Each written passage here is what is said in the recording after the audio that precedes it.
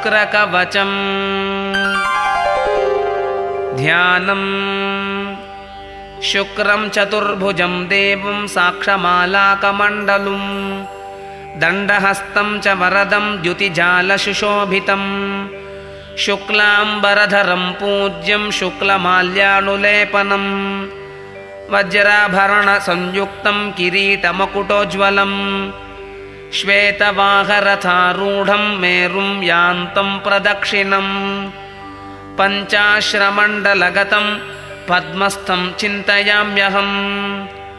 मृळालकुन्देन्दुपयोहिमप्रभं सिताम्बरं स्निग्धवलक्षमालिनं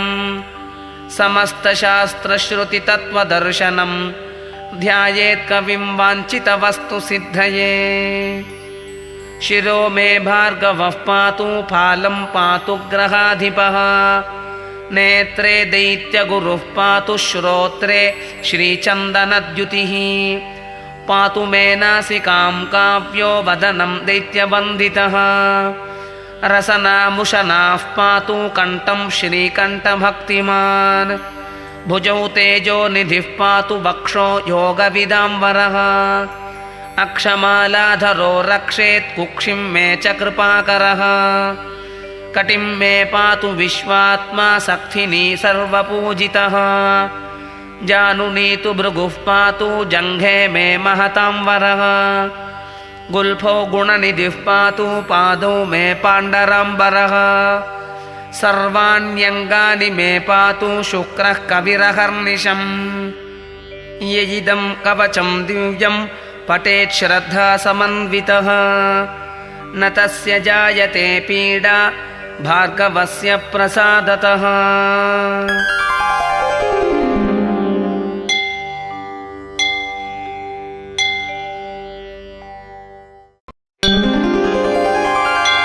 शुक्रग्रहवन्दनम् ध्यानम् शुक्रशुभकर श्रीमान् वर्षकृद्वर्षविघ्नकृत् ज्ञानोदयश्च तेजस्वी योगी योगविदाम्बरः ॐ भूर्भुवः सुवः शुक्रग्रह इग आगच्छ आगच्छ शुक्रग्रहं श्वेतवर्णं श्वेतगन्धं श्वेतपुष्पं श्वेतमाल्याम्बरधरं श्वेतच्छत्रध्वजरथ पताकादिशोभितं दिव्यरथसमारूढं मेरुं प्रदक्षिणीकुर्वाणं पूर्वाभिमुखं पद्मासनस्थं चतुर्भुजं दण्डाक्षमालाजटावल्कलधारिणं काम्बोजदेशाधिपं भार्गवगोत्रं मन्मथसंवत्सरदशम्यां पुष्यनक्षत्रे जातं तुलावृषभरास्यधिपतिं भृगुवासरप्रयुक्तं किरीटिनं सुखासीनं पत्नीपुत्रपरिवारसमेतं ग्रहमण्डले प्रविष्टं भगवन्तं बुधग्रहं प्रणमामि अतिदेवता इन्द्राणीं प्रणमामि प्रत्यधिदेवता इन्द्रं प्रणमामि अतिदेवता प्रत्यधिदेवता सहिताय शुक्राय नमः।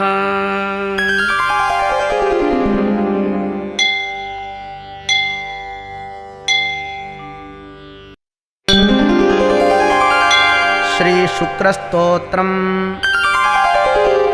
शृण्वन्तु मुनयः सर्वे शुक्रस्तोत्रमिदं शुभं रहस्यं सर्वभूतानां शुक्रप्रीतिकरं परं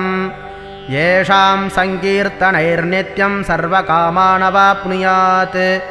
तानि शुक्रस्य नामानि कथयामि शुभानि च।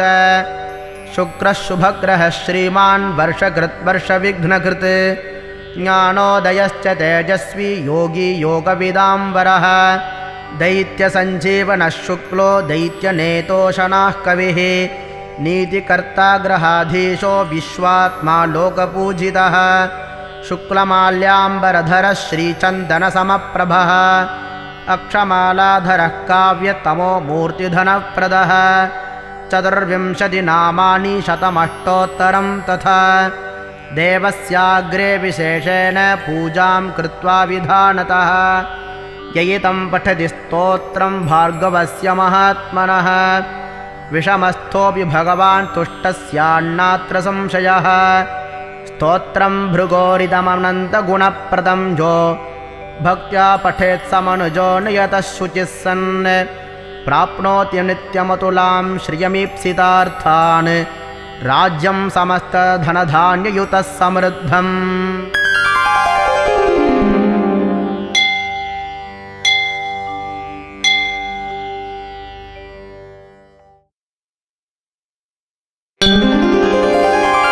शुक्रस्तोत्रम्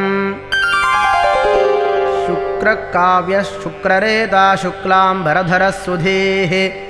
हिमभः कुन्दधवलः शुभांशुः शुक्लभूषणः नीतिज्ञो नीतिकृन्नीतिर्मार्गगामी ग्रहाधिपः उशना वेदवेदाङ्गपारगः कविरात्मवित् भार्गवः करुणासिन्धुर्ज्ञानगम्यः सुतप्रदः शुक्रस्येतानि नामानि शुक्रं स्मृत्वा यः पठेत् आयुर्धनं सुखं पुत्रं लक्ष्मीं वसतिमुत्तमां विद्यां चैव स्वयं तस्मै शुक्रतुष्टो ददादिः इति श्रीस्कान्दपुराणे शुक्रस्तोत्रं सम्पूर्णम्।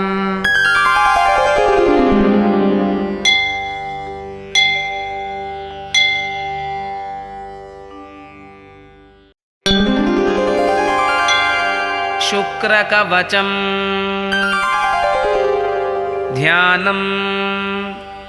शुक्रं चतुर्भुजं देवं साक्षमालाकमण्डलुं दण्डहस्तं च वरदं द्युतिजालशुशोभितं शुक्लाम्बरधरं पूज्यं शुक्लमाल्यानुलेपनं वज्राभरणसंयुक्तं किरीटमकुटोज्ज्वलम् श्वेतवाहरथारूढं मेरुं यान्तं प्रदक्षिणं पञ्चाश्रमण्डलगतं पद्मस्थं चिन्तयाम्यहं मृळालकुन्देन्दुपयोहिमप्रभं सिताम्बरं स्निग्धवलक्षमालिनं समस्तशास्त्रश्रुतितत्त्वदर्शनं ध्यायेत्कविं वाञ्छितवस्तुसिद्धये शिरो मे भार्गवः पातु फालं पातु ग्रहाधिपः नेत्रे दैत्यगुरुः पातु श्रोत्रे श्रीचन्दनद्युतिः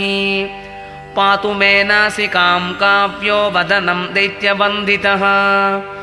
रसनामुशनाः पातु कण्ठं श्रीकण्ठभक्तिमान् भुजौ तेजोनिधिः पातु वक्षो योगविदाम्बरः अक्षमालाधरो रक्षेत् कुक्षिं मे च कृपाकरः कटिं मे पातु विश्वात्मा सक्थिनी सर्वपूजितः जानुनी तु भृगुः पातु जङ्घे मे महतां वरः गुल्फो गुणनिधिः पातु पादौ मे पाण्डराम्बरः सर्वाण्यङ्गानि मे पातु शुक्रः कविरहर्निशम् ययिदं कवचं दिव्यं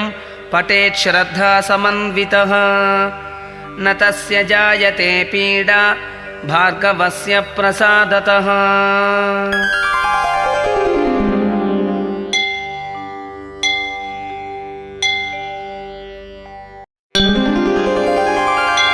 शुक्रग्रहवन्दनं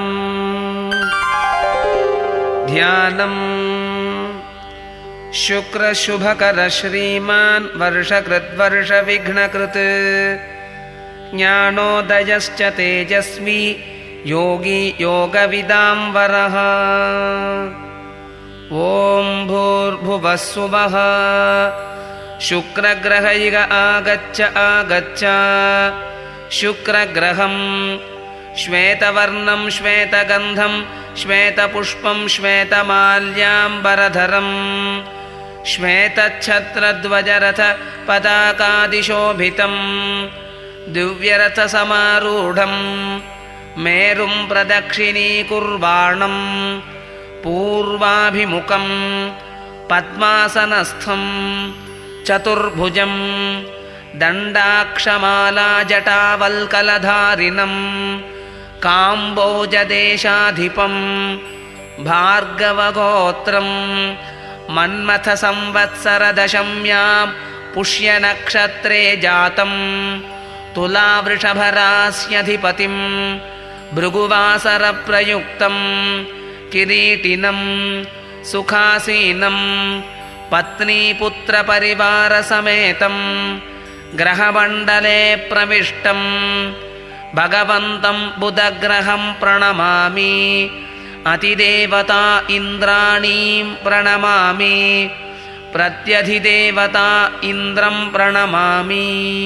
अतिदेवता प्रत्यधिदेवता सहिताय शुक्राय नमः।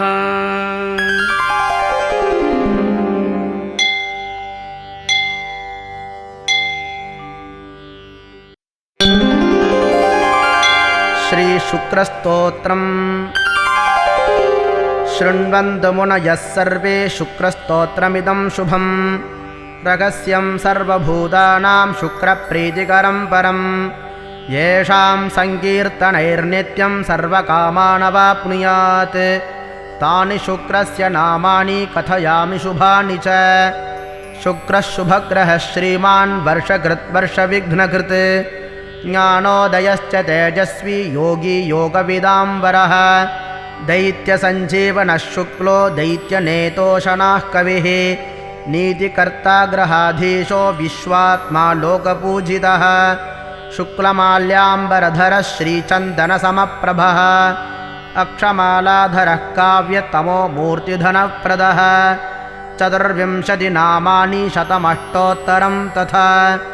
देवस्याग्रे विशेषेण पूजां कृत्वा विधानतः ययितं पठति स्तोत्रं भार्गवस्य महात्मनः विषमस्थोऽपि भगवान् तुष्टस्यान्नात्र संशयः।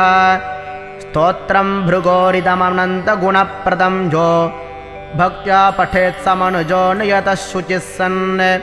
प्राप्नोति नित्यमतुलां श्रियमीप्सितार्थान् राज्यं समस्तधनधान्ययुतः समृद्धम्।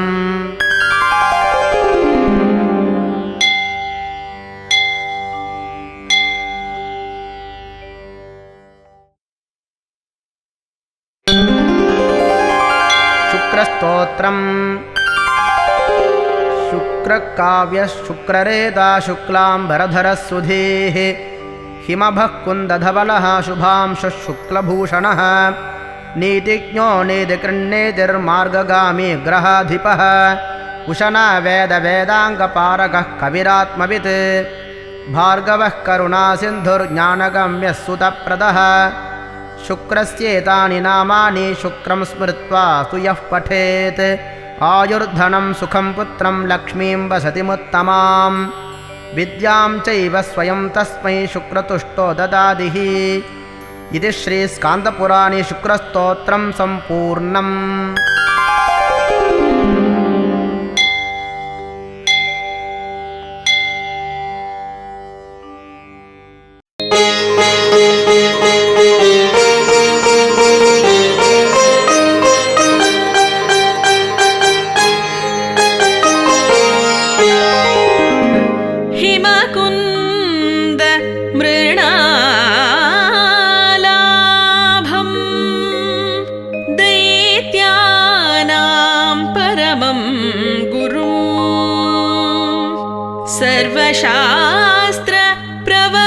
सर्वशास्त्रप्रवक्तारं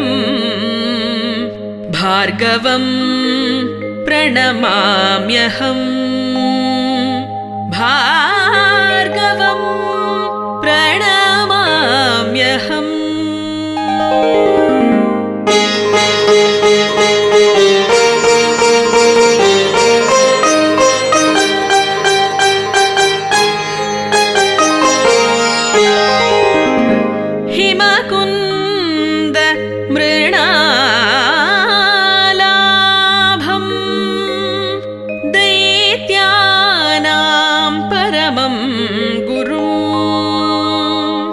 सर्वशास्त्रप्रवक्तारं भार्गवं प्रणमाम्यहम् भार्गवं प्रणमाम्यहम्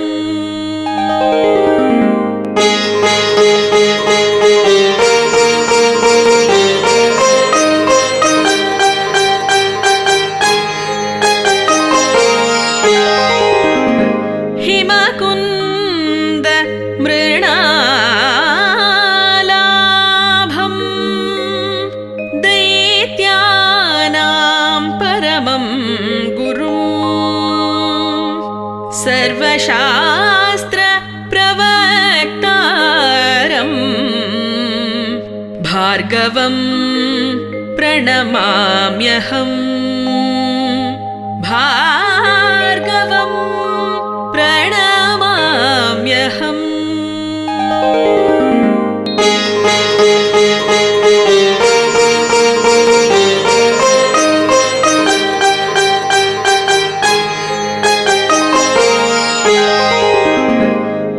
हिमकुन्द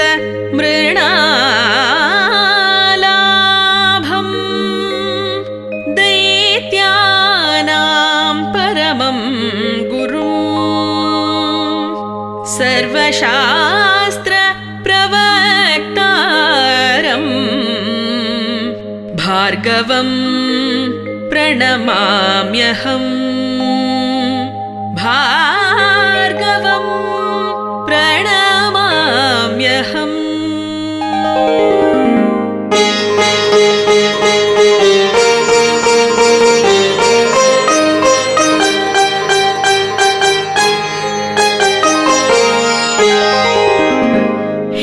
हिमकुन्द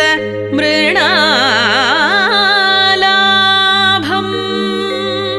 दैत्यानां परमं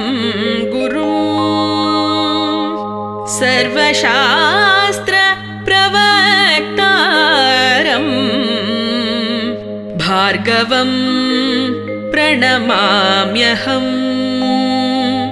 भार्गवं प्रणमाम्यहम्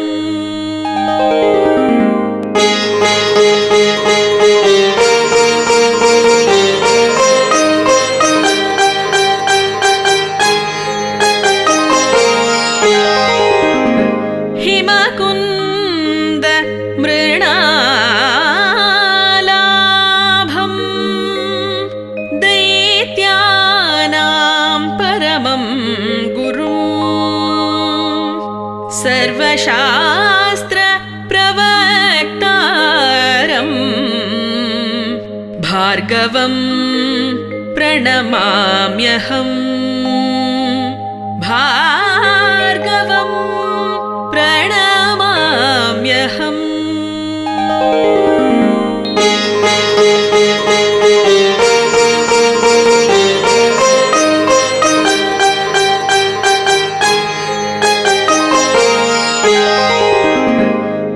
हिमकुन्द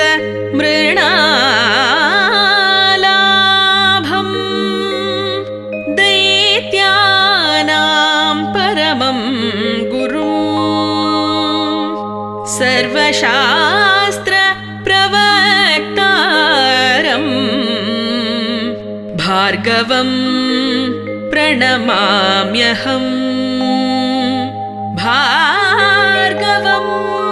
प्रणमाम्यहम्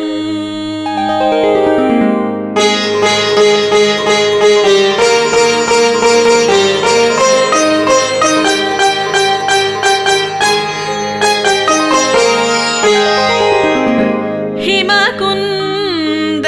मृणालाभं दैत्यानां परमं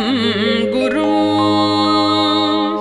सर्वशास्त्रप्रवक्तारं भार्गवं प्रणमाम्यहम् भार्गवं प्रणमाम्यहम्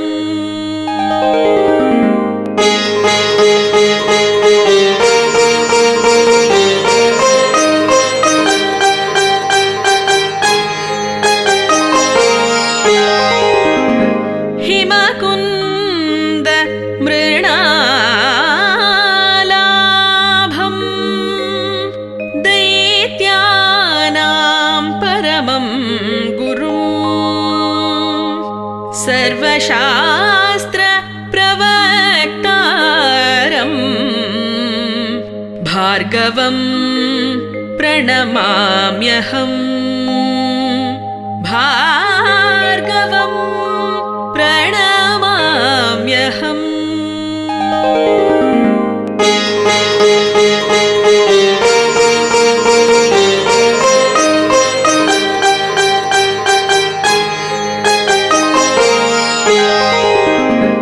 हिमकुन्द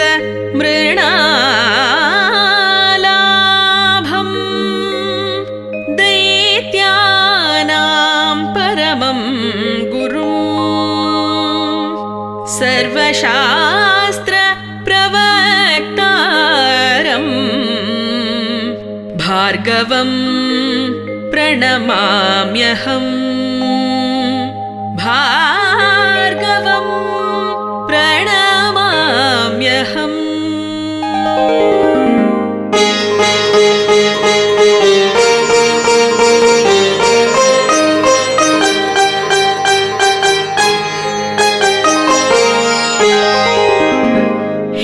हिमकुन्द मृणालाभं दैत्यानां परमं गुरुं सर्वशास्त्रप्रवक्तारं भार्गवं प्रणमाम्यहम् भार्गवं प्रणमाम्यहम्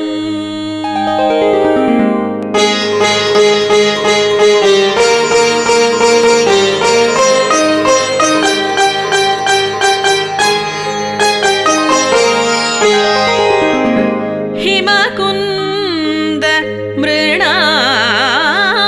मृणालाभं दैत्यानां परमं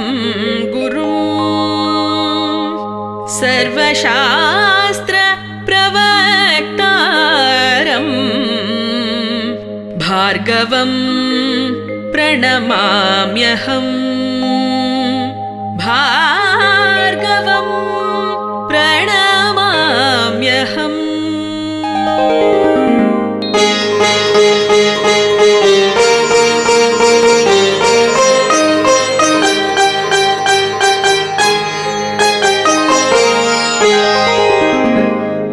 हिमकुन्द मृणालाभं दैत्यानां परमं गुरुं सर्वशास्त्रप्रवक्तारं भार्गवं प्रणमाम्यहम् भार्गवं प्रणमाम्यहम्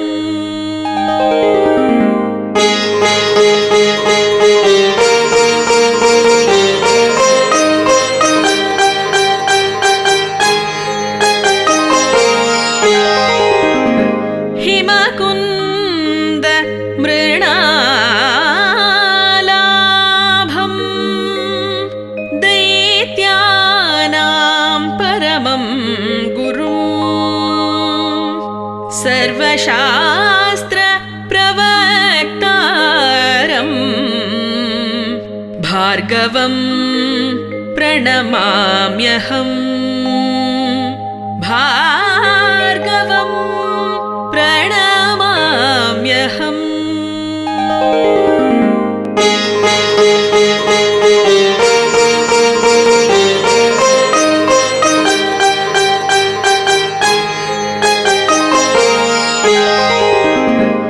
हिमकुन्द मृणालाभं दैत्यानां परमं गुरुं सर्वशास्त्रप्रवक्तारं भार्गवं प्रणमाम्यहम् भार्गवं प्रणमाम्यहम्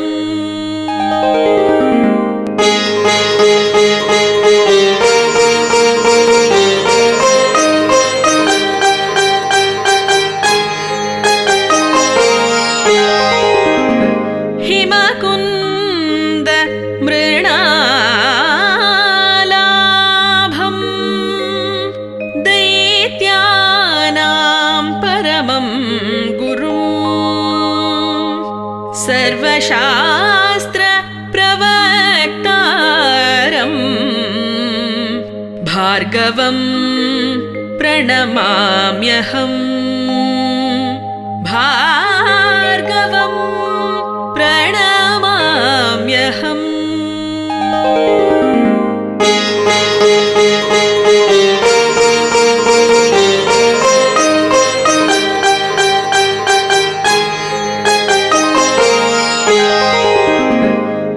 हिमकुन्द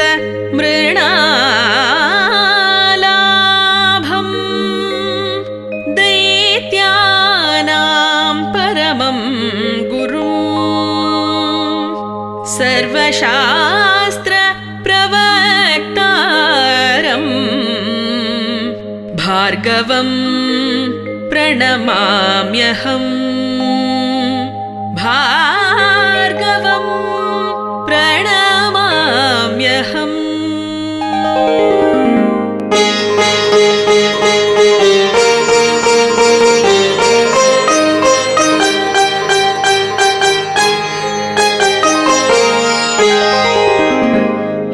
हिमकुन्द मृणालाभम् दैत्यानां परमं गुरुम् सर्वशास्त्रप्रवक्तारम्